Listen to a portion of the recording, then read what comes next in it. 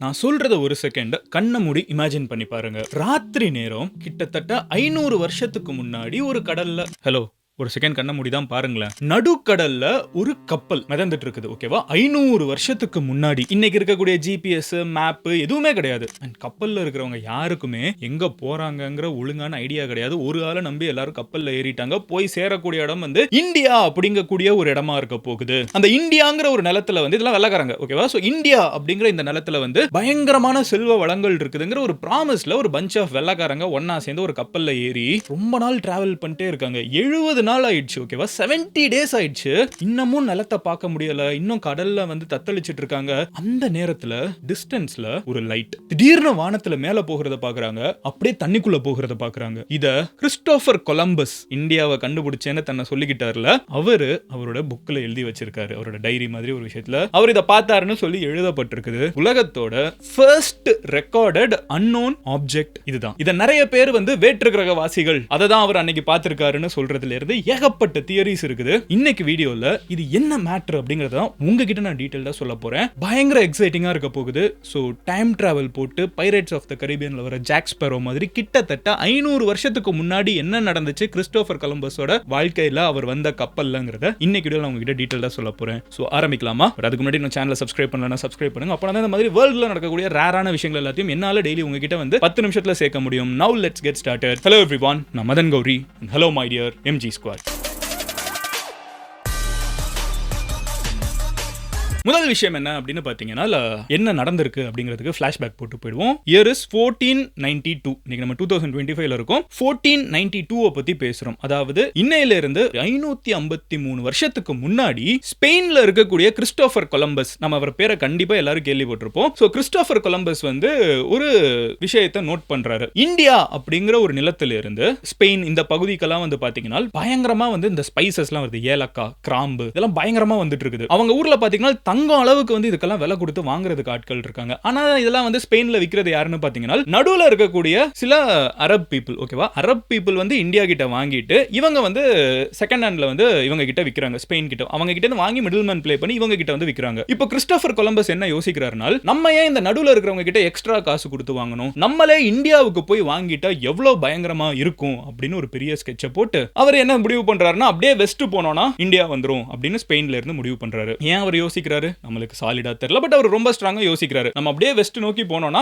India வந்துரும் அப்படிங்கிற ஒரு முடிவுல ஒரு கப்பலை திரட்டுறாரு. இந்த கப்பல் வந்து ஒரு நல்ல கப்பல்லாம் கிடையாது. ஒரு பழைய காலத்து லீக்கியான ஒரு கப்பல். பட் ரொம்ப ஸ்ட்ராங்கா நம்புறாரு. இன்னும் கொஞ்ச நாள் நம்ம ஒரு 3-4 நாள்ல போய் இந்தியால போய் இறங்குறோம். அங்க இருக்கக்கூடிய செல்வ வளங்கள் மிக்க அந்த நாட்டை பார்த்து அங்க இருக்கக்கூடிய ஏலக்காய், கிராம்பு, அங்க இருக்கக்கூடிய வைரங்கள், வைடூரியங்கள் எல்லாத்தையும் எடுத்துக்கு ஸ்பெயின்ல வந்து வித்து நம்ம பெரிய ஆளாக போறோம். இது உண்மையிலே நடந்தது ஹிஸ்டரியில். அப்படி நினைச்சிட்டு அவர் என்ன பண்றாருன்னு பாத்தீங்கன்னா, ஒரு பழைய கப்பலை எடுத்துட்டு அதுல வந்து நிறைய பேரை உள்ளுக்குள்ள சேர்த்துக்கவும் செய்றாரு. எல்லாருமே வந்து கிறிஸ்டோபர் கொலம்பஸ் எதுக்கு நம்பி வராங்கன்னா, இவர் ரொம்ப ஸ்ட்ராங்கா இருக்காரு. ஒருவேளை இது நடந்துரும் போல, உண்மையிலே நம்ம இந்தியாவுக்கு போய் பெரிய பணக்காரங்களாயிடலாங்கிற ஆசையில எல்லாரும் 553 வருஷத்துக்கு முன்னாடி 553 இயர்ஸ்க்கு முன்னாடி அந்த கப்பல்ல ஏறிடுறாங்க. நல்லா ஞாபகம் வச்சுக்கோங்க, இன்டர்நெட் கிடையாது, எலக்ட்ரிசிட்டி கிடையாது, எதுவுமே கிடையாது. அந்த காலகட்டம் 553 இயர்ஸ்க்கு முன்னாடி இந்த கப்பல் வந்து ஸ்பெயின்ல இருந்து கிளம்பி வெஸ்ட் நோக்கி போகுது. கொஞ்ச நாள் ஆகுது, இன்னும் கொஞ்ச நாள் ஆகுது, 2 நாள் 4 நாள் ஆகுது, இன்னும் இந்தியாவுக்கு வந்த மாதிரி இல்ல. 4 நாள் 8 நாள் ஆகுது, இன்னமும் இந்தியாவுக்கு வந்த மாதிரி இல்ல. 8 நாள் 20 நாள் ஆகுது, 20 40 ஆகுது, 40 50 60 அப்படி போய்கிட்டே இருக்குது. என்னடா இந்தியா வரவே மாட்டேங்குது, இந்த ஆள் வந்து சரியான பைத்தியம் போல, இந்த ஆளை நம்பி வந்தது மோசம். அண்ட் அந்த கப்பல்ல வந்து நிறைய பிரச்சனைகள் இருக்குது ஆல்ரெடி. ஓகேவா? என்ன நடந்துட்டு இருக்குன்னு பாத்தீங்கன்னா, அவங்க கிட்ட மேப் கிடையாது, உண்மையான மேப் கிடையாது. ரெண்டாவது என்னன்னு பாத்தீங்கன்னா, ஆல்ரெடி பழைய கப்பல் நிறைய இடத்துல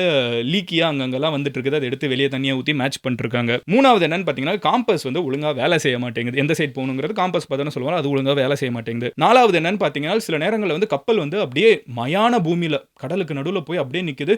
சுத்தி கண்ணு கெட்டின தூரத்துக்கு எங்கேயுமே நிலம் கிடையாது, காத்தும் கிடையாது. அந்த மாதிரிலாம் அவங்க பிரச்சனையை ஃபேஸ் பண்ணியிருக்காங்க.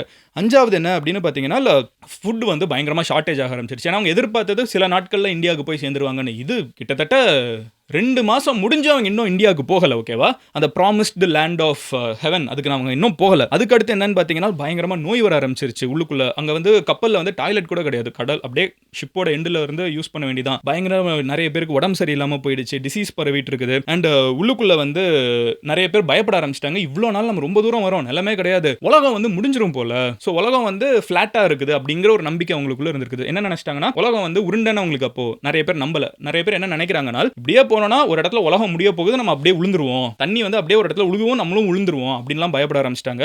இதுக்கு நடுவுல கிறிஸ்டோபர் கொலம்பஸ் வந்து இல்ல நம்பிடலாம், வந்துரும் நினைச்சு போயிட்டு இருக்காங்க. கரெக்டா ஒரு 70th நைட், ஓகேவா, 69th நைட் ஒரு 70th நைட் அந்த மாதிரி ஒரு நேரத்துல கொலம்பஸ்க்கு எதிராக உள்ளுக்குள்ள இருக்கிறவங்கள ஒரு மியூட்டினிக்கு வரலாம்னு முடிவு பண்ணிட்டாங்க. இந்த ஆள், இந்த கேப்டன் சரியில்லை, நம்ம சொல்றத கேட்கவே மாட்டேங்கிறான், நம்ம என்ன பண்ணலாம்னா இந்த ஆள் அடிச்சு நொறுக்கி சாவடிச்சுட்டு இந்த கப்பலை நம்ம கண்ட்ரோல் எடுத்துட்டு நம்ம மறுபடியும் மூடிட்டு நம்ம வந்த இடத்துக்கே போய் சேர்றோமான்னு தத்தளிக்கிறோமான்னு பார்க்கலாம் அப்படிங்கிற ஒரு முடிவுக்கு வந்துட்டாங்க. அன்னைக்கு ராத்திரி தான் இந்த ஒரு இன்சிடென்ட் நடக்குது. கொலம்பஸ் வந்து அண்ட் அவர் கூட சில பேர் அந்த ஷிப்போட எட்ஜில் நின்னுட்டு இருக்கப்போ தூரத்துல ஒரு லைட் தண்ணிக்கு மேல மினுக்கிறத பாக்குறாங்க. கொஞ்ச நேரத்துல அந்த லைட் பாத்தீங்கன்னா சுப்னு மேல போகுது, பயங்கரமா தண்ணிக்குள்ள போகுது. இதுதான் first recorded unknown submerged object. UFO கிடையாது, அன்னோன் ஃப்ளையிங் ஆப்ஜெக்ட் கிடையாது, அன்னோன் சப்மர்ஜ்ட் ஆப்ஜெக்ட் USO. இத வந்து அவரோட டைரியில எழுதப்பட்டிருக்குது அப்படின்னு சொல்றாங்க. சில பேர் அவரோட கூட இருந்த ஒருத்தர் வந்து அவரோட டைரியில இன்னைக்கு கொலம்பஸ் இதை பார்த்தாரு அப்படின்னு எழுதியிருக்காங்கன்னு சொல்றாங்க. வாட் எவர் இட் இஸ், அவர் வந்து அதை ரெக்கார்ட் பண்ணாருன்னு நம்பப்படுது. இதுக்கப்புறம் என்ன ஆகுதுன்னு பாத்தீங்கன்னா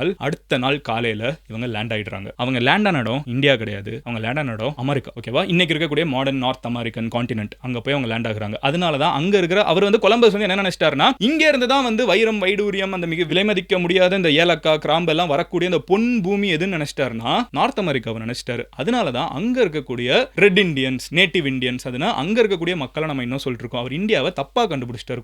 கொலம்பஸ் இந்தியாவை கண்டுபிடிக்கவே இல்ல. சாகுற வரைக்கும் அவர் கண்டுபிடிச்சது தான் இந்தியா நினைச்சே செத்துட்டாரு. அதுல என்ன பிரச்சனைன்னு பாத்தீங்கன்னா அவர் போய் இறங்கினதுக்கு அப்புறம் அங்க வந்து அவர் எதிர்பார்க்கிற மாதிரி இந்தியாவில் இருக்கக்கூடிய மிகப்பெரிய கோயில்களோ அங்க இருக்கக்கூடிய மிகப்பெரிய சொல்லக்கூடிய கல்ச்சுரலி வெரி ரிச்சான பீப்புளோ எதுவுமே அங்க கிடையாது. ஆனா அவர் கடைசி வரைக்கும் இதுதான் இந்தியா. அவர் என்ன நினைச்சிட்டாருன்னா அவர் போய் இறங்கினது ஒரு ஐலாண்டு. அவர் என்ன நினைச்சிட்டாரு, நம்ம எட்ஜ் ஆஃப் ஏசியால போய் இறங்கி இருக்கோம், இதுக்கப்புறம் தான் ஏசியா ஓப்பன் ஆகுது, அங்க எல்லாமே இருக்குது அப்படின்னு அவர் ரொம்ப ஸ்ட்ராங்கா நம்பினாரு.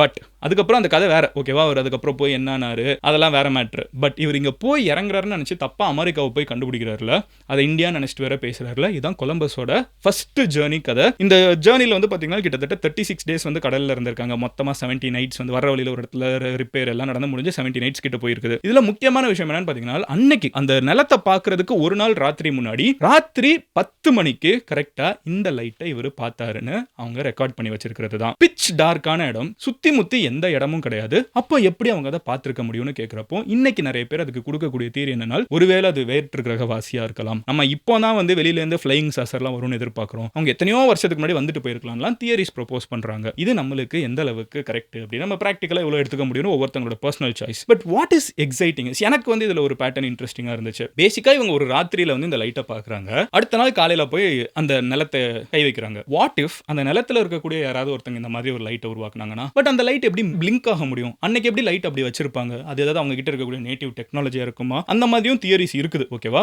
மோஸ்ட்லி நம்பக்கூடிய தியரிஸ் அதுதான். இவங்க நிலத்துக்கிட்ட வந்துட்டாங்க, அடுத்த நாள் காலையில போய் கால் வச்சிருக்காங்க, அப்ப முந்தின நாள் நைட் வந்து ஒரு நிலத்துல இருந்து வரக்கூடிய லைட்டை அவங்க பார்த்துக்கிறதுக்கான வாய்ப்புகள் இருக்குது. பட் ஒருவேளை அது இல்லாம வேற ஏதாவது ஒரு எக்ஸ்ட்ரா டெரெஸ்ட்ரியலா இருந்தா எப்படி இருக்குங்கிற ஒரு தியரி வந்து கான்ஸ்பிரசி தியரியா உள்ளுக்குள்ள சுத்திட்டு இருக்குது. பட் எனக்கு என்ன எக்ஸைட்டிங்கா இருந்துச்சுன்னா இதை போய் தேடி பார்க்க ஆரம்பிச்சப்போ எனக்கு கிறிஸ்டோபர் கொலம்பஸ் வந்து என்ன காமெடி பண்ணி அவர் வந்து கண்டுபிடிக்க பார்த்து தப்பா கண்டுபிடிச்சு இத்தனை வருஷம் கழிச்சு நம்ம என்ன ஒரு பேரை சொல்லிட்டு இருக்கோம் யோசிக்கிறதுக்கு ஃபன்னா இருந்துச்சு. I thought I will make that into a video. என்னைய பொறுத்த அளவுக்கு அங்க இருக்கக்கூடிய பூர்வக்குடி மக்கள் யூஸ் பண்ண ஏதோ ஒரு டெக்னாலஜி அவர் பார்த்திருக்கலாம். இல்ல ரெண்டாவது அங்க இருக்கிற மக்கள் எல்லாருமே வந்து அவங்க கப்பலுக்குள்ள இருக்கிறவங்களே வந்து 3 தியரிஸ் இருக்குது.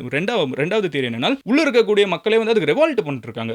நீ வந்து உன தூக்கி போட்டு சாவடிக்கணும் தலைவனா நினைச்சிட்டு இருக்கப்போ உங்களுக்கு ஏதாவது நம்பிக்கை கொடுக்கறதுக்கு அங்க பாருங்க நிலம் வரப்போகுது, அங்க லைட் இருக்குதுங்கிறத இவர் சொல்லியிருக்காரு. இன்ஃபேக்ட் அந்த ஷிப்ல இருக்கிற சில பேர் அங்க ஒண்ணுமே இல்ல நான் பார்க்கலன்னு சொல்லியிருக்காங்க. பட் இவர் கூட இருக்கக்கூடிய சில லாயலிஸ்ட் மட்டும் பார்த்திருக்கேன்னு சொல்றாங்க. மேபி அவங்க நம்பிக்கையை கொடுக்கறதுக்கு இல்லாத ஒரு லைட் இருக்குது அப்படின்னு சொல்லி எழுதி வச்சிட்டாருன்னா கப்பல்ல இருக்கிறவங்க ஒருவேளை நம்ம இந்தியாவுக்கு வந்துட்டோம் போலங்கிற ஒரு நம்பிக்கையில காத்திருக்கலாம், அடுத்த நாள் உண்மையிலே லேண்ட் ஆயிருக்கலாம். It could be a coincidence. அவர் இல்லாத ஒரு விஷயத்தை இருக்குன்னு அங்க உள்ள இருக்கிறவங்களை பாசிஃபை பண்ண சொல்லி அடுத்த நாள் உண்மையிலே நிலத்துல இறங்கிருக்கலாம். மூணாவது தியரி அந்த நிலத்துல ஒண்ணு இருக்குதுங்கிறது ஃபர்ஸ்ட் தியரி. ரெண்டாவது வந்து இவரா இமேஜின் பண்ணிருப்பாரு அந்த நிலத்துல வந்து உண்மையிலே அங்க இருக்கிற மக்கள் இதை பண்ணிருப்பாங்கிறது ஃபர்ஸ்ட் தியரி. ரெண்டாவது இவரோட இமேஜினேஷன், இவர் சும்மா அங்க இருக்கிறவங்களை ஏமாத்துறது சொல்லியிருக்காருங்கிறது ஒண்ணு. மூணாவது வேற்று கிரக வாசியாங்கிறது தான் அந்த கான்ஸ்பிரசி தியரியை ப்ரோபோஸ் பண்றவங்களோட ஐடியாவா இருக்குது. இதுல நான் நம்பக்கூடியது அங்க இருக்கிறவங்க யாராவது ஒருத்தங்க இந்த மாதிரி அதான் மினுமினுக்குங்கிறதுனால நான் பெருசா எடுத்துக்கல. ரெண்டாவது தியரியான நான் வந்து அவரா கிரியேட் பண்ணி இதை சும்மா உள்ள இருக்கிறவங்கள சப்ரஸ் பண்ண சொல்லியிருப்பாருங்கிறத நான் நினைக்கிறேன். பட் அது என்னோட ஒப்பீனியன். நீங்க என்ன நினைக்கிறீங்க கமெண்ட்ல சொல்லுங்க. அண்ட் உங்களுக்கு ஃப்ரெண்ட்ஸ் யாருக்காவது இந்த மாதிரி எக்ஸைட்டிங்கான ஸ்டோரிஸ் ஹிஸ்டரியில நடந்ததெல்லாம் கேட்கறதுக்கு பிடிக்கும்னா அவங்க கிட்ட இந்த வீடியோ ஷேர் பண்ணுங்க. யாராவது ஸ்கூல்ல படிக்கிறப்ப கொலம்பஸை பத்தி படிச்சிருப்போம் என்ன மேட்டர்னு மறந்துட்டாங்கனால இந்த வீடியோ ஷேர் பண்ணுங்க. ஒரு சின்ன ரீகால் நல்லா இருக்கும். நாளைக்கு இன்னொரு வீடியோல பார்க்குறேன். And until then bye. Madan Gowri signing off. Love you all. Take care. Bye. Cheers MGs. நீங்க என்ன பர்சனலா ஃபாலோ பண்ணனும்னா இன்ஸ்டாகிராம்ல மதன் கௌரின்னு சொல்லி சர்ச் பண்ணுங்க. It's a verified profile. நீங்க ஈஸியா அங்க வந்து ஃபாலோ கண்டிப்பாக பண்ண முடியும். அங்கே வந்து மீட் பண்ணுவோம், அடுத்து என்ன பேசணுங்கிறத டிசைட் பண்ணுவோம். Love you all, take care, bye. Cheers எம்ஜிஸ்.